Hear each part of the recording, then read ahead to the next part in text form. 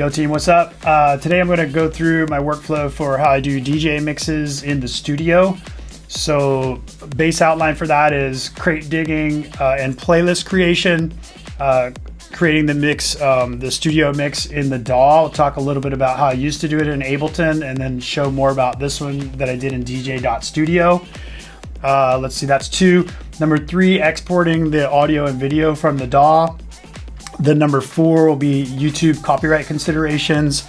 Then let's see, number 5, we'll talk a little bit about mastering audio. And then number 6, post-production using the audio and the video, and a couple tweaks related to YouTube. All right, let's go. So what we're looking at here is the DJ.Studio DAW. And I'm gonna go ahead and just stop that playhead. And so let's go back to kind of my the beginning, and then I'm going to talk a little bit about how you get to here. So the crate digging and the playlist creation part, basically I use 4 or 5 different pieces of software because I crate dig, for example, on Apple Music, Spotify, YouTube, maybe some Shazam, and then ultimately Beatport. So I've got these sources, right? So the way I handle that is I use an application called Tune My Music. So you can check it out, tunemymusic.com, like tunemymusic.com. And so what that allows you to do is set up 1 or 2 directional, bidirectional or single direction synchronizations. And for example, I like to use the Apple Music desktop application on my MacBook. I like to use that as the hub for everything because I've done that almost since the beginning with of iTunes, literally the application way back. So I just have a ton of playlists and things, right? And so that all migrated over with Apple Music and all that, which is the current product. And so I like to still use that as my home base because I can have all my local based, non-Apple and iCloud and all that kind of Apple Music stuff. But then I can have the matches, and then I can also have just the whole catalogs, right? Which is super cool. A few other things I'll talk about in a second. But basically what happens is, so I have a main list called, crate digging. That's my crate digging playlist that's in Apple Music. And then I have the YouTube one. So I set up a sync using the Tune My Playlist or Tune My Music product. And that sync, anytime I add something, when I'm just cruising around YouTube, I just add it to that playlist. I find stuff, and then it'll sync it to the Apple Music playlist that I have. And it'll find it in almost all cases. I haven't had any problems yet. It'll basically find it in the Apple Music catalog and add it to that playlist. And then the same thing happens with Spotify and others. Then when I get ready to actually do a mix, basically I've just been collecting stuff for a month or 2. I do like a studio mix like this, every couple months. And so basically when I go to do that, I just work in iTunes locally or Apple Music, the application locally on my desktop. And then I kind of maybe order the playlist, tag some things with what I want to actually use in the playlist, what I think would make sense for the mix. And so one question that gets asked quite a bit is how many songs do you need in a playlist to prepare for a set? And so that's a little bit different if you're preparing for a live set. I've had other conversations about that. But for purposes of doing a DJ mix, like a studio-based mix, it's pretty simple math. You're kind of going to have a 2 to 3 minute part of the song playing in general, and then you're going to have a bit more of the song length, which will be in the mix, maybe 30 seconds on the intro, 30 seconds on the outro. But basically that's kind of a rule of thumb. So for example, if you look at your playlist and it's got 100 songs in it, that's probably too many if you're trying to do, a 1 hour or 2 hour mix, right? I find usually like this one that we're looking at, let's go look just to see for sure. Yeah, 42, right? So this is just over 2 hours, 42 songs, right? So nothing's getting cut short. I'm not doing a DMC mix or anything like that. So, and we'll go through some of those mix links here. But basically keeping on the playlist concept and crate digging and all that. So I end up with that in my Apple Music playlist. And while I'm kind of listening to those and collecting them during the month or two, one thing I like to do is, especially now that the Algoriddim DJ app has the Apple Music integration, it's really cool because, like, basically on my MacBook, on my phone, my iPhone, or on my iPad, that DJ app runs, and so I can just that same crate digging playlist, I can just play that kind of anytime I want, as long as I'm connected to Wi-Fi, but that's pretty much all the time. And so I just can do that, and then I can just have it auto mix, which is like, it's actually a great use case for just the auto mix functions. Is like I think of myself as like I'm not in DJ mode, I'm not in producer mode, I'm just in club goer mode, and nobody thinks about that when they're just listening to music like in club goer mode. They just hang out and listen to music like a mix, right? You're not worried about how it was mixed or anything like that. So I think that's super cool. And so I just use that DJ app quite a bit. And then certain things will stick in my mind. And so then when I'm ready to do the mix and I know I need, say, 50 or whatever songs, then I'll go ahead and kind of pare it down, and I'll remember things that I heard that I really like to mix, your vibe and whatever. And so those are the kind of the things that I'll put in that ultimate list. And I don't worry too much about the order, because if I'm going to make a mix like this pizza disco mix, I kind of know it's all between 122, 124 beats per minute, maybe up to 128 beats per minute, maybe an outlier at 120 or 130. But for the most part, it's all within that like 124 to 128 range, BPM, right? So where I go from there is I basically have that list of, say, 50 or 60 songs. And again, if you think the mix is going to take 40 songs, like the one we're going to look at, then the reason I'll put 60 in the list is because of this fourth step that I talked about with YouTube copyright considerations. So you want to kind of over add the songs that you might use, because at some point we're going to do the check, step 4 here. We're going to do that check for YouTube copyright considerations, and that may have some hard flags or blocks. And so for me, I just take them out of the mix. I don't want to mess with music that doesn't play nice with YouTube. And there's all kinds of pros and cons to that, but that's the way I roll. So I've got what I want. And then I take, back to talking about Tune My Music, I have a sync that goes from my a playlist that's now ready for. I had the crate digging playlist, but then I have another playlist that I use for the mix, and that's got the 50 songs in it. And I just leave my crate digging playlist alone. It just grows and grows and grows. But the new one, in this case, the Pizza Disco playlist, basically I sync that over to Beatport. It becomes a new playlist over there. Most of the time, everything is in the Beatport catalog. Maybe a couple songs drop out. That's another reason to kind of have some extras. And I don't get too hung up, hopefully it's not like a favorite for the mix, but it is what it is. Like, it's just, you don't have time to really be doing all these acrobatics and stuff. Like, most people that are serious about producing music and releasing it have it sorted out with copyright availability and all that across all platforms. So I use Beatport, and then I'll kind of double check, make sure it's all good, make sure it's the right version. There's occasionally a mismatch, but not usually. When you sync it, and then I buy them. And so I just use MP3s, max quality. A lot of people want to use Waves. I won't get into the discussion about the difference. I don't think anybody, certainly not the club goers, can really tell. So I just use the MP3s, save a little bit of money. The artist is getting, their share either way. So it's all good. So I download them, and then if you're already familiar, which most people probably are, if you've made it this far into this video, you're already familiar with, taking your downloaded tracks and dropping them into Rekordbox or Tractor or, forget what the Denon one is, but I really like that one, by the way. Don't use it much.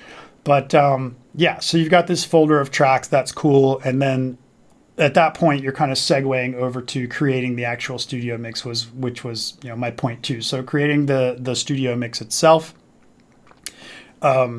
Essentially, as far as DJ.Studio goes, I did mention that I would talk about Ableton a little bit. So I've probably done 100 mixes, maybe more, for myself and other people in Ableton. and it's just fantastic. I mean, Ableton Live, especially Ableton Live 12 now, you've maybe seen other clips or videos of mine just praising it. I love it. So that's my go-to DAW for producing music. There's no question about it, and I don't see that changing. But doing mixes in it is not why it was really created, and so it presents some really just some workflow issues that you're going to see that the DJ.Studio product really solves. If you've never done a DJ mix in Ableton Live, you're basically doing the same thing that I've got here.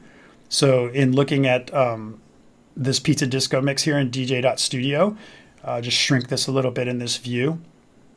You can see I've got deck 1, deck 2, and it's just set up for this intention, right? So you open it, and this is basically what it looks like without the tracks in it, okay? And then at the end of the day, what you do at the most basic is you create a playlist. You can see I've got my playlist here with the 42 songs. You could look at it in a different view, kind of more album artish kind of thing, etc. It's pretty cool, but I don't really need that. The library aspect has got all kinds of places you could browse and stuff. Again, I don't really need that. And then the studio view is what I was showing you when I first started with a little tune playing there in the background. So back to this playlist. So like I said, you could just drag these in here, the whole folder, or click add tracks. I'm not going to get into all the details of how to use DJ.Studio. Maybe I'll do some more things in the future, but sticking with the workflow aspect of this, you're going to drag them all in here, and they could be in an order or not. And that's kind of one of the super cool things about this is, like, I'm a huge fan of technology, and I already know how to mix, and I know how to put a set together, and I know how to do flow and all these kind of things. So none of that matters to me at this point. What matters to me is I'm trying to make a great studio mix.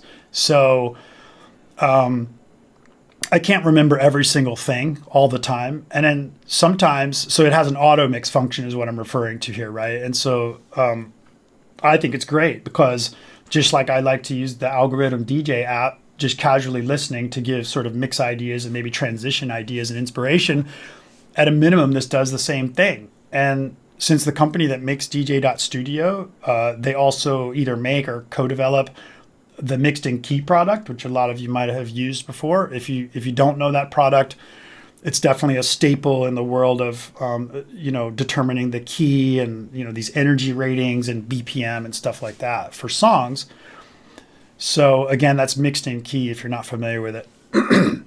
So anyway, I've used it before. I don't actively use it right now, but it has part of it. I have it installed, and so by doing that, it'll use the technology in there to give you some key and stuff. And so then what happens basically is you pop that auto mix button. I won't do it now because mine's already mixed. I don't want to rearrange it. But in the beginning, if you do that, when you dump the songs in, it'll go through and based on key and energy and mood and some basic crossfader shapes or crossfade shapes and envelopes that you're interested in and crossfade styles, it'll basically just put everything in an order for you, right? And I'll be the first to say it's pretty good.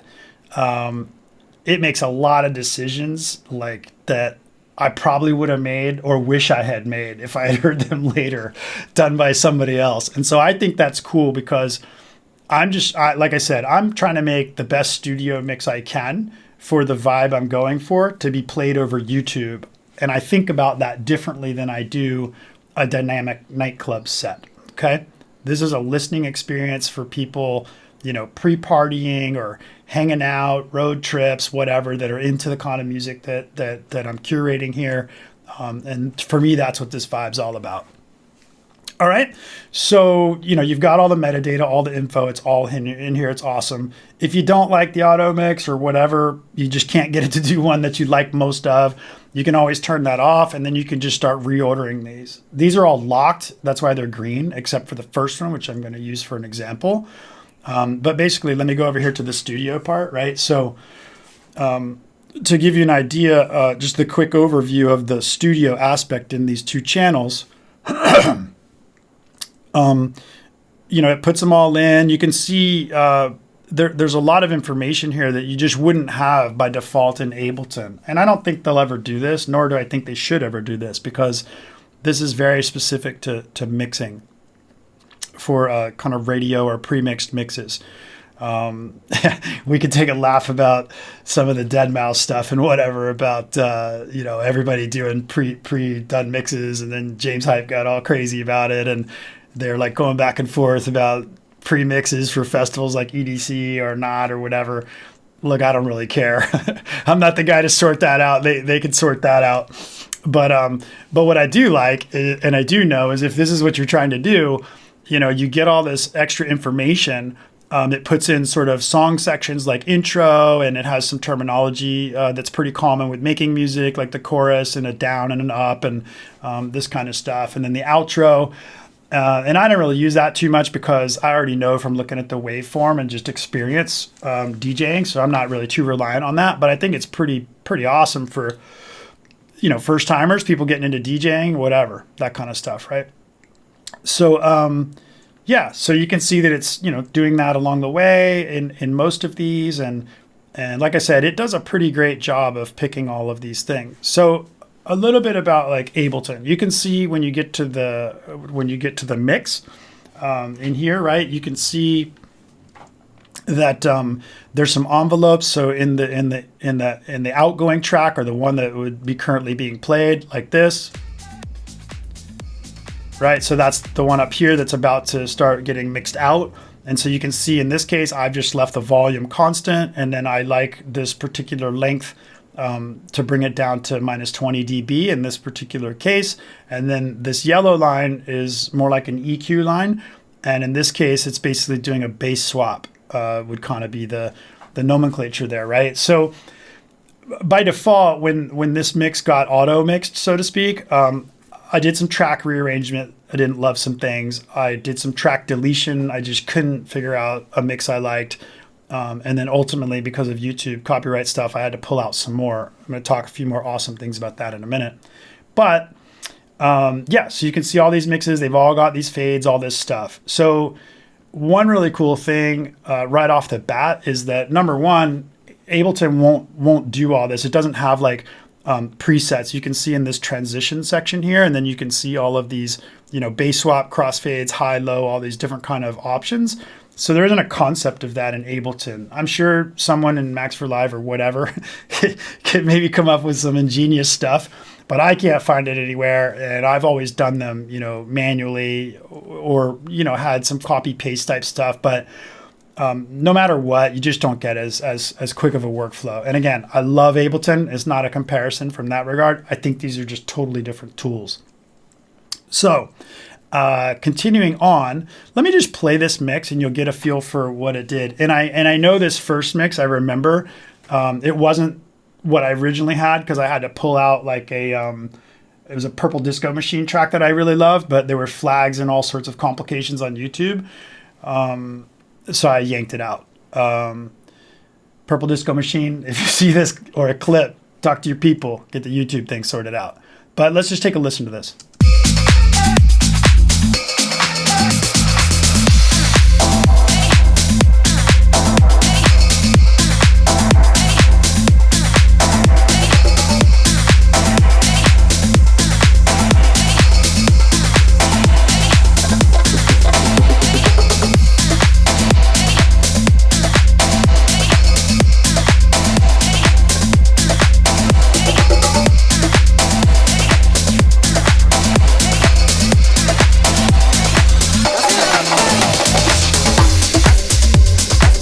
Swap right there, and now you can hear the hey which is one of my tunes. You hear that going out. There's volume drop, and you can hear the horns from the El Bravo tune coming in. And part of that fade is an envelope is in the actual song intro. That's cool. You got to think about all those things when you're mixing. So it's coming up on the last measure here. Drop out, right? So that's essentially the crossfade that I went with on that one. It was a bass swap, and then I extended the curves. So if you've done all this in Ableton, you probably already know, holy moly, which is exactly what I said when I saw this thing and tried the demo the first time, because you would have to do all that from scratch. That's fine if you know how to do it. There's quick, short keyboard shortcuts, all that good stuff. Cool. But then for all the other mixes, you've got to either go into automation, copy paste, whatever, and then adjust it all. And even that's cool. I mean, I've done it so many times. I'm pretty fast at it. So what blew me away was when I did it in here and I knew how fast, which I felt like was as optimum as I could get in Ableton doing this over time for my skill set. Then I did it in here and was like, no way. And so the absolute biggest thing that happens with this whole crossfader automation, mix style, length, number of bars in the crossfade, etc., is that if you decide, like, in a minute we're going to talk about YouTube copyright stuff. So if you either decide you don't like a song or you want to take one out for whatever reason, if you do that in Ableton, like this one, if I go take this out in the Ableton mix, I have to manually like slide this over, right? Like I have to, you would realize in Ableton, like you're stuck. Like you have to basically take this track, the song, you would remove that, and in Ableton, like nothing happens. You just remove that, and then you end up with, this Into Me Eric Diaz track, nothing up here, and then this is still here, right? So the way that DJ.Studio works is if I remove one of these, then it knows. So it knows you're trying to mix, so it'll go ahead and adjust everything, and it'll end up swapping dance floor up to here and over, and then so forth and so on, right? So I'm not going to spoil the fun for you. You can go get the demo and knock yourself out doing all these fun things that I'm talking about. But basically, you just can't beat that, right? That just takes forever doing revs, especially if you're doing work for somebody else. Look, if you do this kind of work for other people and like they come back to you with changes, you know what kind of nightmare this is. And they couldn't care less what you do this in. They're basically like, two scenarios. They're either giving you a live mix and all the tracks, and then they want you to recreate that so that it, sounds like radio quality, so to speak. Or they just want to do like a studio radio kind of mix for some sort of programming or whatever. Maybe a record label catalog or whatever, doesn't matter. And that's like usually the other use case though, scenario that someone would come to you for if you're doing this kind of work for people. And trust me, they couldn't care less how this gets done. They just want it done by whatever date, right? So this is all about workflow, quality, speed, and all that stuff. So the other kind of thing that Ableton's just not well suited for is once this is all done, so I got 43, 44 tracks. So you can see that, all that's there, and it would all adjust. And then you might have to fix the mix that you adjusted, but that's it. You just fix the one. It keeps everything else, sweet. And you'll never end up with problems with like the timeline shifting or having to go look through, markers in Ableton and all these locators and all this kind of stuff, right?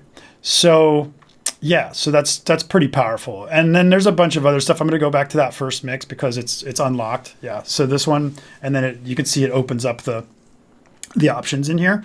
But yeah, so just real quick, Zoom just lets you zoom into the current mix selection. Playlist is just a playlist version underneath basically the timeline version, the arrangement view, like in Ableton speak. The transition, you've stared at that plenty long while I was talking. The track, there's just information about that, which is cool. Video, super cool. I'm going to come right back to that. Effects, again, if you want to go effect bananas, you can. And then samples, they have a thing to do samples in here. I didn't use it for this mix. The video is the last piece I'm going to hit on here. It has a number of options, including being able to use some basic animations that they already have, like some canned stuff.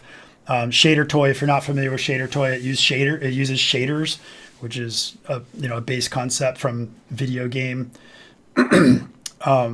visualizations and stuff. So knock yourself out reading up on that. But Shader Toy is like an org where people have paid and free and all kinds of shaders. And so those are built into here, which is really cool. And then album art, you can just put static or from the actual song if you have it. And then, excuse me, drink of water, bro. All right, so Yeah, so I used image, and I did have to create the image outside of here. I used Photoshop. Talk a little bit more about Adobe stuff in a little while. But I basically just created an image with my sort of PTE barcode looking Yobot head. And I made it the right size so that it fit behind this visualizer that they already have in here. So let's take a quick look at the visualizer. That running. So if you go look at this mix or had already seen it on YouTube, the Pizza Disco mix, it's the only one I've done. So it's there on my YouTube channel. This waveform bit, or the spectrum analyzer type bit, EQ looking thing, is that's part of the DJ.Studio visualizer. It also you can change the metadata, but it puts the metadata that the track had in the MP3 in here. That's another great reason I love using the MP3s for discretionary difference in sound, is because it's got the metadata tags with the title, artist, etc., and you don't mess any of that up. Because every mix I do, like, it's got to have credits, the right credits for the right people throughout the whole chain, wherever you publish it, all that stuff, right? You can't just be like, oh, I use WAV files, it's higher quality, so I'm gonna not list the credits for the artists and stuff like that, right? So what's super cool is, because this is already here, every time a mix changes, which is another awesome thing, every time a mix changes, you can see it's moving along here. It gives you an idea of what that was. And so you can see this, the title. It may not change here. I actually didn't pay attention to this before, but let's see. No, it's because I'm clicked on the actual track, so it's showing the one for the actual track. So if I go here and switch, or maybe to the next mix or something like that, it'll, yeah, there you go. So you can see the metadata for the MP3 change. So that's what I was trying to explain to you. All right, so that's super awesome, right? And there's all kinds of settings and stuff you can do for the video thing. All right, so basically I talked about the way I do my crate digging and kind of curation and selection.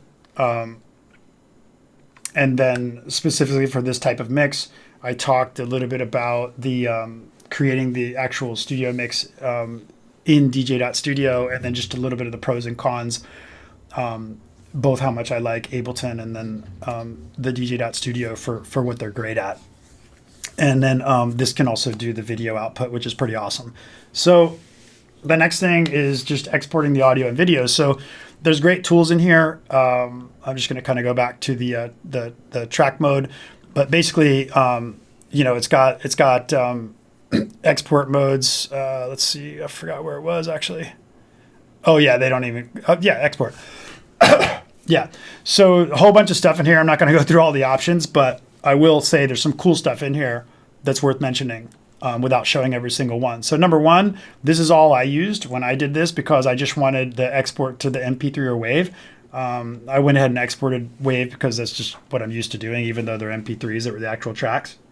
Okay, and you see it says or video, right? So you can export the full mix, and the current version actually has like some pretty cool master channel mastering type stuff.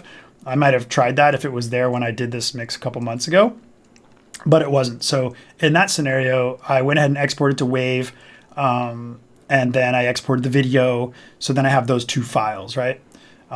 There's these other options in here. I did try them just to see what happened. This DJ set is pretty awesome. You can see it says to Rekordbox or Serato.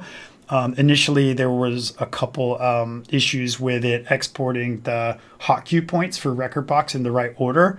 But I got to tell you, I reported it. I didn't know if it was a bug or not. Maybe I didn't know how to use it. Anyway, I reported it, sent the file to the dev team over at the DJ.Studio folks, and they literally had that fixed and published to the production application within like a week. So from that perspective, they're paying attention and listening, very interested in doing features and stuff, and so that's cool. By the way, this isn't sponsored by them, but I do really like the product, and they've been great to work with for the interactions that I've had.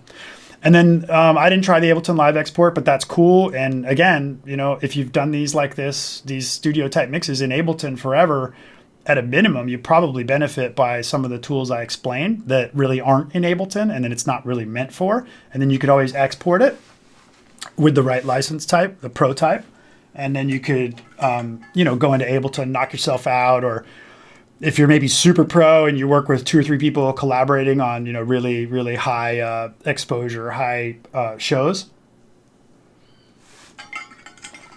like top of the chain, big money, Sony, whatever type stuff, you could put it in Ableton and then collaborate with people in that as well. YouTube, I messed with it. It basically exports your mix, but to a YouTube playlist, but it really, it's weird. I'm not sure what the whole purpose is. Try it out. Maybe tell me what you did with it if it was cool. I don't use Mixcloud, so I didn't mess with it. And then backup, of course, you can just back up the file, which is, I actually had to use that to send it to the dev. So that was cool. All right, so that pretty much gets it for crate digging and curation, and then doing the mix, right? So that's the mix. Okay, maybe we'll just take a little music break here, and I'll have a drink, and we'll listen to one more. We'll hit this Eric Diaz tune. He's a homie from San Diego. That's where I'm based out of, and so we'll just listen to that.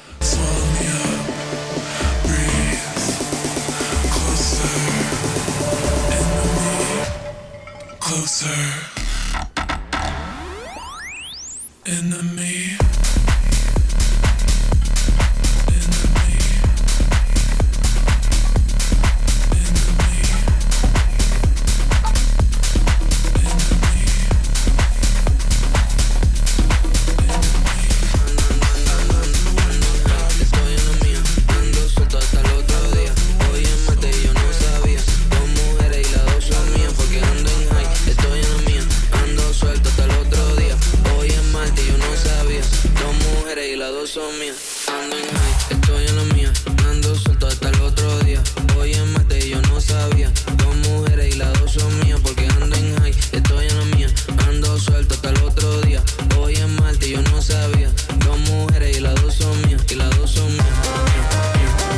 Right, so cool, and just a quick last example, like you can see that's a totally different mix type, right? Like I definitely used a long envelope on the way in to the midway point, and then I just used constant volume and an envelope on the way out. I did a bass swap, but you can see that I let the Eric Diaz song end before the actual mix transition was done.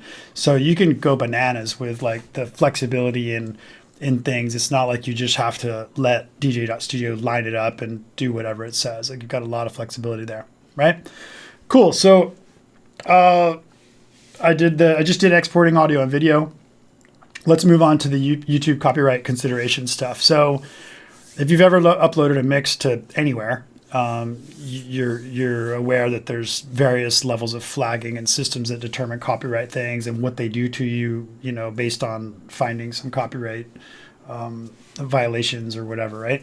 And that's all good. Copyright law is great. I have no problem with it. It's just learning to work with it, learning how it helps you as an artist, and then learning how it helps other artists, and just more like I like to look at the copyright and all of the IDs and identifications and strikes. I kind of like to look at them as like, guardrails or for the bumper cars, right? Like you're all kind of bumping around in there, all the songs, and then like someone needs to keep you from just going off the deep end and falling out and piracy or whatever it is. So those types of things aside, basically what I do is that export that I do with the video, I just do the simplest lowest res video output, and I just go ahead and, without any post-processing, I just straight up load it to YouTube, because YouTube doesn't care about the dB levels and all this kind of stuff. Ultimately, it's important to address those, and I'll talk about those. But for purposes of the copyright detection, YouTube couldn't care less. It could be minus 16 dB, minus 8 dB, whatever. It's just looking for the thumbprint to match with the content ID system in YouTube, and it's going to go from there. So so that's what I do. And then if you've ever done that before, you'll know you can you think you can upload up to 10 hours, so more than enough. That's even past the limit of what DJ.Studio will let you do, I think. But anyway, so you upload the mix, and then let it sit for a day, whatever. YouTube does its thing. If there are any flags, people have an opportunity on, you may not know this, but the people who own the actual music, like my music that I own that's published to YouTube, if someone uses it in a mix like this, then it will let me know. I can know, and if they use a video, same with video content, this kind of stuff. So I can choose what to do either ahead of time, or I could choose to override things. And so basically, just wait a day, and then you'll see a list. It's cool if you haven't seen it before. The YouTube will give you like this list of what songs had violations, or flags, what they were, flags, blocks, etc., and whether or not they would affect your monetization if you're a YouTube partner getting paid, or if they would just block the video altogether and make it silent, or block the whole thing, right? So you just kind of look through those options. And for me, I don't mind if there's flags, because it just means when it gets played and when there's ads run next to it or whatever for people listening to my mix, that in theory there's some fee going to the artist or copyright holder of that material. And I'm all for that because I'm an artist as well, so it comes back my direction in the same way. And then anything else, I just pull it out of the mix, like blocks, country blocks, which are political based or who knows what, like I don't have time to get into all that, right? So like I mentioned the Purple Disco Machine one, and there's like a West End song I've had issues with. And it's not so much the artist, it's usually the label. I don't think the artist has much determination, probably cares, but whatever label it's on, you'll after a while doing this, you'll start to have your own little list of labels to avoid. And so maybe those are songs you would play out in a set live. That's awesome. But if you're doing this kind of thing, it's just great to save yourself the headache as soon as you can. All right. I've even heard of some people like starting to curate lists of songs that are blocked on YouTube or some other service from mixes, so that you can just kind of avoid that to start with. But I find this easy enough. It's a one shot. You put it there. It's got 50 songs, like I said. Maybe it was a 2.5 hour mix to start with. You put it in, and in this case, I had like 5 or 6 songs that were just blocked, and I just pulled them out of the mix. And rather than continuing on with my workflow, I pulled them out of the mix, redid the mix, made sure it was good. That took me like 30 minutes, 20 minutes. Bounced it, rendered it to video, put it in YouTube again, looked, everything was the same status with no blocks, good to go. And that's not going to change in most cases. You're good to go. All right.